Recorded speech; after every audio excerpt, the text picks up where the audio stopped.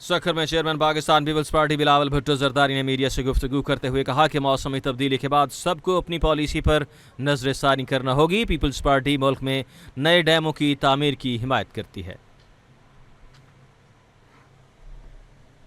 बढ़ता आ रहा है।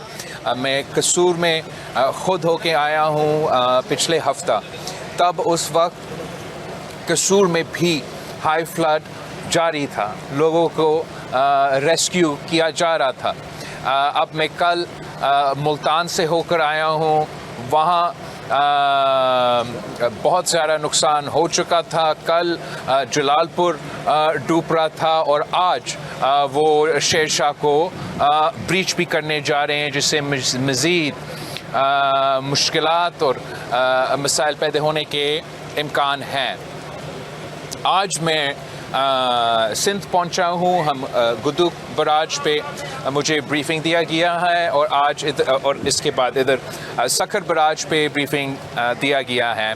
मैं सबसे पहले चीफ मिनिस्टर से उनके तमाम वज़ीर, उनके फोकल पर्सन्स, उनके पूरा टीम का बहुत शुक्रगुजार हूँ कि जिस मेहनत के साथ वो आज से नहीं मगर पिछले 15 दिन से सिंध का तैयारी कर रहे हैं कि हर सूरत हाल जो भी सूरत हाल पैदा हो, हम चाहिए रहते हैं कि हम उसके लिए तैयार हो।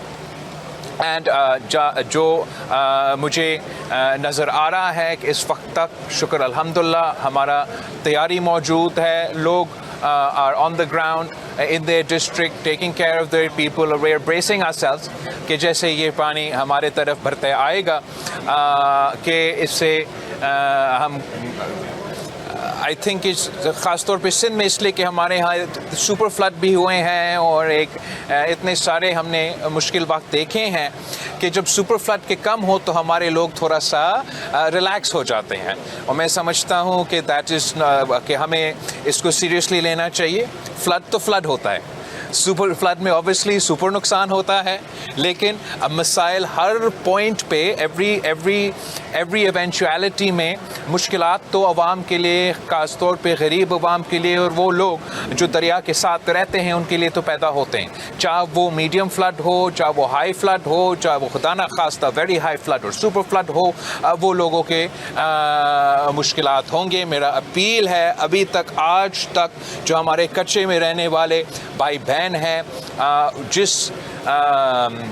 जिस सीरियसनेस के साथ हमें अपना एवैक्यूएशन करना चाहिए, जिस तरीके से लोगों को आगे निकलना चाहिए, वो नहीं हो रहा है। उनको तावन करना चाहिए इंतज़ामिया के साथ, लोकल एडमिनिस्ट्रेशन के साथ, सूबाई हुकूमत के साथ कि हमने आपके लिए ऐसे साइट्स क्रिएट किए हैं जहां आप महफूज होंगे, आपके जानवर के लिए सारे फैसिलिटीज़ मौजूद होंगे, आपके ख़ानदान के लिए शायद फैसिलिटीज़ मौजूद होंगे, मगर साथ साथ हमारे teams are stationed at every point and इंशाअल्लाह ताला हम इस फ्लड का मुकाबला करने के लिए पूरा सलाहियत रखते हैं, पूरी तैयारी मौजूद है।